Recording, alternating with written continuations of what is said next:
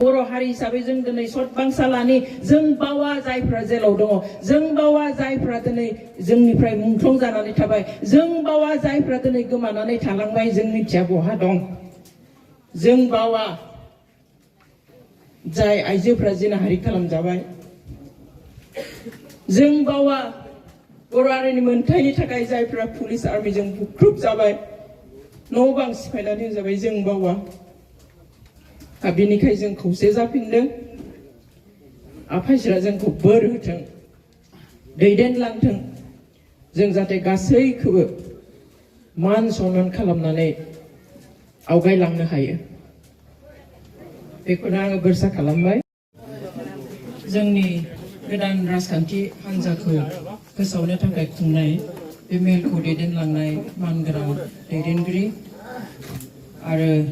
दिनैनि बे मेलाव लिंनानै लाबोजानाय our special invited guest respected John Sinti-Kathar দাদা আৰু তেখেতৰ লগত আহিব পৰা তেওঁৰ সহযোগীসকল लोगोसे XNDP United Forumनि आफादगिरि गाहाय नेहाथारि आरो लेङाइ आफादगिरिफोरजों लोगोसे गासैबो दैदेनगिरि आरो मावथि नोंथांमोन आरो एसे आगोलाव दिनैनि बे गोदान हान्जायाव गाहाय नेहाथारि महरै सायख'जानाय जेनेरेल सेक्रेटारि एडमिनिस्ट्रेशन जोंनि आदा प्रदीप कुमार ब्रह्म आरो जेनेरेल सेक्रेटारि अर्गेनाइजेशन मानगोनां जगदीश बसुमतारीजों लोगोसे spokespersons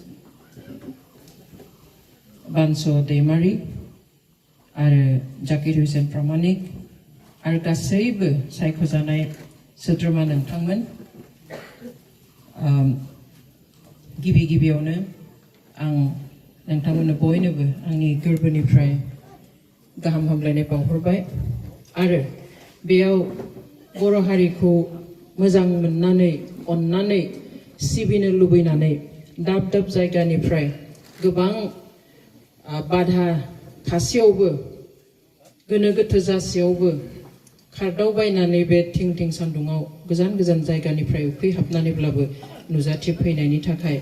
नोंथांमोन गासिबो रायजो राजानिसिम आंनि गोरबोनिफ्राय खुलुमनाय सिबिनाय आरो मानखौ बावहरनाय जाबाय जेब्ला मोनसे हारिया सुख जायो गुबुनजों गादब जायो नेवसि जायो मुगै जायो बे हारिया मोनसे नङा मोनसे समाव संग्राम जागायो बेबादिनो जोङो बर' हारिनि गेजेरावबो जों नुदों जे बर' हारिया मोनसे समाव माबादि थांनानै थानो गोनां जायोमोन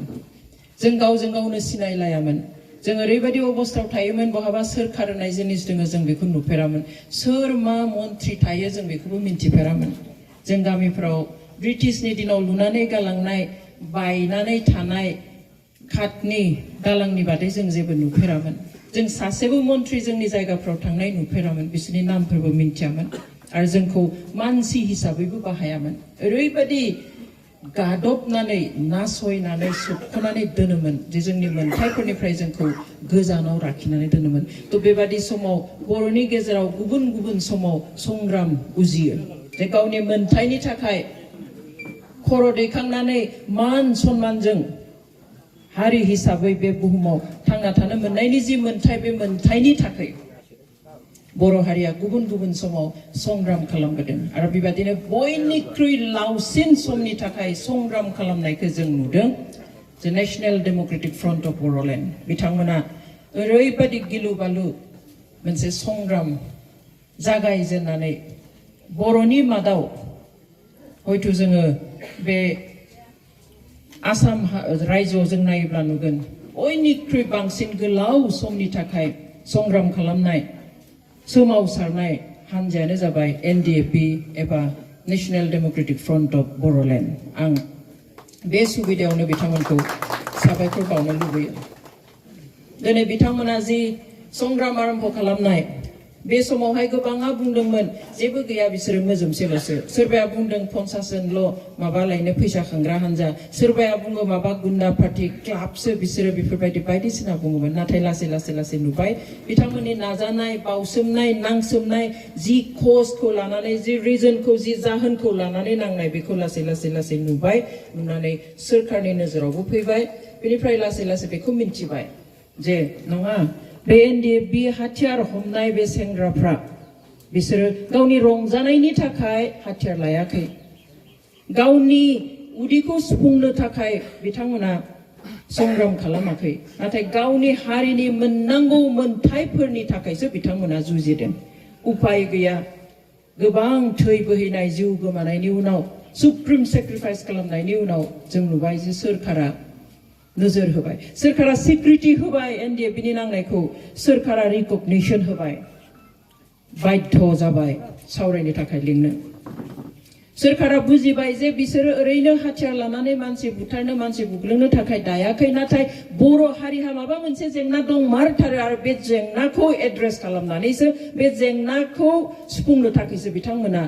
सुप्रिम सेक्रिफाइस खालामनो थाखाय बेबादि मोनसे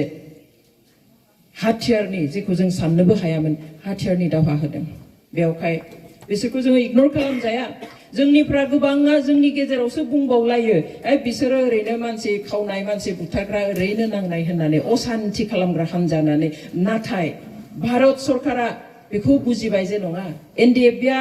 असान्ति खालामग्रा संगठन नङा एनडिएफबिआ ओरैनो रंजानानै हाथियार लाग्रा संगठन नङा बिसोरहा सलिड रिजन दङ पलिटिकेल रिजन दङ जायनि थाखाय जों बिथांमोनजों रायलायनो नांगोन सावरायनो नांगोन बेबादि होना सिक्रिटि होनानैहाय सावरायनाया जाबोबाय पिस इनिशिएटिभ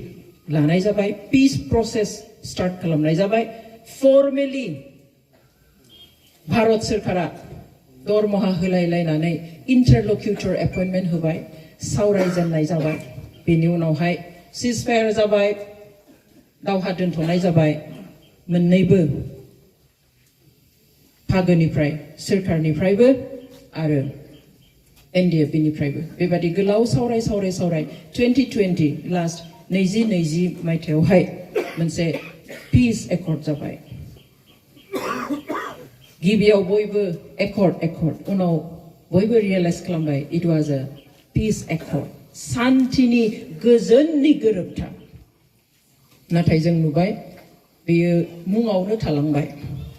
सान्थिखौ होबाय नंगौ सोदोबाव सान्थि सुक्ति एबा गोजोननि गोरोबथा नाथाय प्रेक्टिकेलि जों गोजोनखौ मोनमारबायने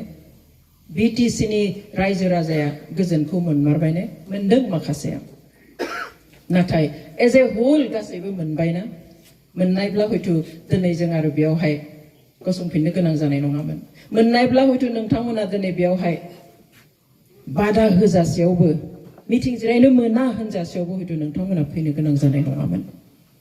दिनै बिकल्पनि खोथा अल्टारनेटिभनि खोथा हयथ' साननो गोनां जानाय नङामोन दिनै बेनिखायनो जों गासैबो बिटिसिआव थानाय गासैबो हारिसानि गासैबो धोरोमारि सुबुंनि मोजांनि थाखाय जौगाथायनि थाखाय खौसेनि थाखाय मोनथायनि थाखाय खामानि मावनो बिबान लानानै बे अल्टारनेटिभ पार्टी अफ बर'लेण्डखौ जोनोम होनाय जादों जों आसा खालामो दिनै बेयो जोंनि थाखाय गोदान मोनसे फिसा आगान अल्टारनेटिभ पार्टी अफ बर'लेण्डनि नाथाय जों आसा खालामगोन नोंथांमोननि रायजो राजानि बयनिबो हेफाजाबाव गाबोन बेयो देरगोन it will grow more and more नोंथांमोननि मदद हेफाजाब गासैखौबो मोननानै बे हान्जाया देरलांगोन खामानि मावनो हागोन बिटिआर ओनसोलाव थानाय गासैबो रायजो राजानो कुनु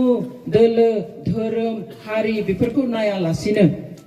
बयनिबो थाखाय मोजां खामानि मावलांनो बयनोबो गोजोन होनो थाखाय जों आवगायलांनो हागोन सानो रायजो राजा नोंथांमोन दिनै बिथाङाबो बुंलांबाय बेखौ जों बयबो क्लियार जानाया मोजां जे 6 शेड्यूलनि ओंथिया मा नंगौ बर'फ्रा मालाबा सभरेनिटी बिदों मालाबा इउनियन टेरिटरि बिदों मालाबा स्टेट बिदों नाथाय जोंनो माबा मोनसे होजेनबाय जेबो गैयै समाव जोंनो 6 शेड्यूल होबाय बेखौबो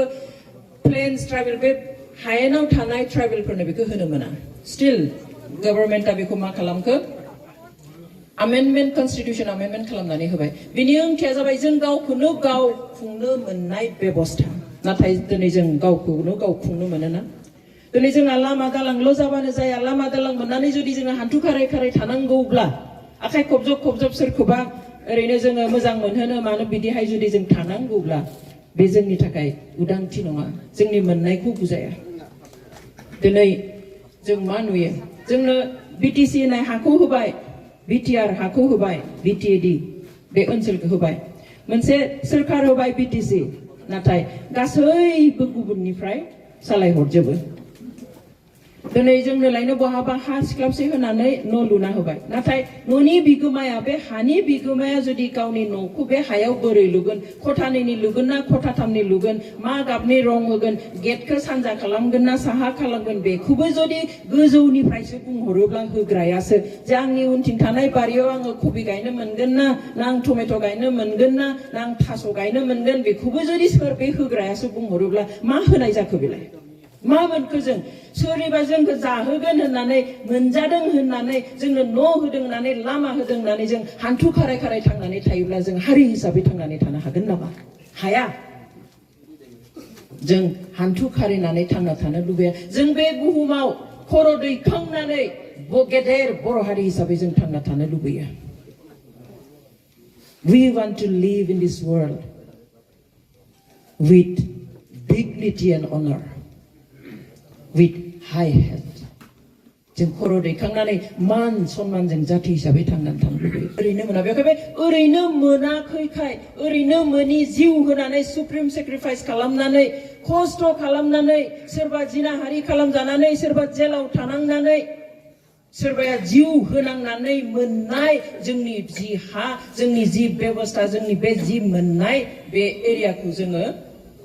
रैखाथि होनाया जोंनि बिबान आरो बेनिखायनो बेखौ रैखाथि होनो थाखाय दिनै अल्टारनेटिभ पार्टि अफ बर'लेण्डखौ जोङो दानाय जादों जों गिदिर बिबान लानानै बेयाव थानाय गासैबो जाथि जनगोष्ठीखौ जोङो समानहै नायगोन बिथांमोना खस्थ' मस्थ'यैबाबो फैनानै बेयावहाय हेफाजाब होनायनि थाखाय साबायखर होबाय आं बेखौ जास्ट फोरमायनो नागिरदों गासैबो मिन्थिखाबाय जोंहा सालबारि कलेज फोथारावसो जानो गोनांमोन नैबे हाबाफारिया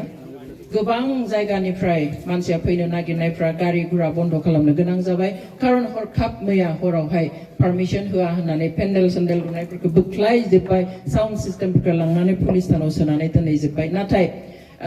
साननो गोनां बाथ्राया मा जे सानावहाय पुलिस डिपार्टमेन्टनिफ्राय पारमिसनखौ होनानै डिसि अफिसाव हरबायमोन किन्तु उनाव जों मिन्थिबाय डिसि अफिसनिफ्राय फैयासै जोंनिसिम किन्तु जोंनियाव मोनसे कपि अलरेडि फैबाय बेनिखाय जों मिथिनानै थाबाय जे पुलिस डिपार्टमेन्टनिफ्राय पारमिसनखौ होबायमोन बे कपिया जोंनि आखायावनो दङ होबायमोन आरो मेइन माबाखौहाय भेरिफिकेसन खालामनानै मेइन पारमिसनखौ पुलिस डिपार्टमेन्टआसो होयो आरो बेयो फर्मेलिटिनि थाखाय मेजिस्ट्रेटनियाव अर डिस्ट्रिक्ट मेजिस्ट्रेट अर माबा डिसिनियावहाय थाङो आरो बिसोरो जास्ट फर्मेलिटि अबजार्भ खालामनानै बेखौ लकेल थानाव हरो बेनिफ्राय जोंनि आखायाव गोग्लैयो किन्तु जि जिनिसा जोंनियाव गोग्लैथ'नाङामोन बे जिनिसा जोंनि आखायाव गोग्लैबाय पुलिस डिपार्टमेन्टनिफ्राय क्लियारलि पारमिसन होनो हागोन होननानैहाय लिरनानै हरनाय कपिया जोंनि आखायाव गोग्लैबाय किन्तु उनावहाय जों मिन्थिदों जोबोद दुखुनांथाव दिनै बे जोंहा डेम'क्रेटिक राइट गैयि बादि जादों जे बहानिफ्रायबा जों मिन्थिया गोजौनिफ्राय इन्सट्राक्सन फैदों होनदों जे मिटिंखौ बन्द खालामनांगौ गाबोन जानो मोना जों मिन्थिया बे गोजौआ हाजोनि गोजौ ना बहाबा सोरखारनि गोजौ ना सोरगो गोजौनिफ्राय फैदों जों मिन्थिया नाथाय मोनसे इन्सट्राक्सन फैदों पुलिसफ्रा खिन्थानो बायद' जादों जे कलेज फिल्डखाय बे कलेजनि प्रिन्सिपाला एनअसि होनांगौ बिथाङाबो होबाय बेयाव माइक दामनो मोनगोन जोंहा एग्जाम गैया माने रायजोनि गेदारिं खालामनो हागोन होननानै पारमिसनबो होबावबायमोन बेनि उनाव जायासै स' এটা সময়ত আমাৰ এটা খবৰ আহিল ৰিটেন নহয় ফৰ্মেল নহয় যে এই মিটিংটো অহাকালি হ'ব নোৱাৰে ওপৰৰ পৰা ইনষ্ট্ৰাকশ্যন আহিছে আমি নাজানো সেই ওপৰটো পাহাৰৰ পৰা আহিছে নে স্বৰ্গৰ পৰা আহিছে নে কোনোবা চৰকাৰৰ পৰা আহিছে আমি নাজানো মুঠতে আমাক জনোৱা হ'ল যে ওপৰৰ পৰা ইনষ্ট্ৰাকশ্যন আহিছে this is democracy accept it as a challenge to serve our people to serve BTR जों गाज्रियै बेखौ लायाखै जोंनि थाखाय मोजां दाबाय खुसि खुसि रंजा बाजा गासैखौबो खालामलाङोब्ला जोंहा जों स्ट्रं जाया बेनिखाय दाजेननायावनो जाजेननायावनो जेब्ला अबस्टेकल मोनो बाधा मोनो जों बारा गोख्रों जायो जोंनि गासैबो रायजो राजा जोंनि मावथिफोर सेंग्राफोर बोराय बेन्थ गासिबो मैया हरसे सोरबा फन खालामदों सोरबा WhatsAppआव लिरदों सोरबा मेसेज हरदों जे नङा जों ओंखारनांगोन स' बे स्पिरिटखौ जोंनो नांगौ that should be the spirit आरो बे स्पिरिटखौ जोङो जेब्लाबो कन्टिनिउ खालामनो हागोन होननानै आं आसा खालामबाय आरोबाव खनसे एसेबां बाधा नेवसिनानैबो सफैनायनि थाखाय जोंखौ मदद होफैनायनि थाखाय आं नोंथांमोनखौ गोरबोनिफ्राय साबायखर बावबाय आरोबाव खनसे बुंगोन जे बियो जोंखौ मदद होनाय नङा नोंथांमोना गावखौनो मदद होनाय जोंनि बे BTR नि गासै रायजो राजाखौ मदद होनाय आरो जोंनि जि नांसोमनाय मोनि बेखौ मदद होनाय लोगोसे जायफ्रा जेलाव दङ जायफ्रा मुंख्लं जालांबाय जायफ्रा जिनाहारि खालामजाबाय जायफ्रा पुलिस आर्मिजों बुख्रुब जाबाय बिथांमोनखौ मान सन्मान होनाय जादों दिनैनि बे जथुमायाव फैनायनि थाखाय जाय हारिया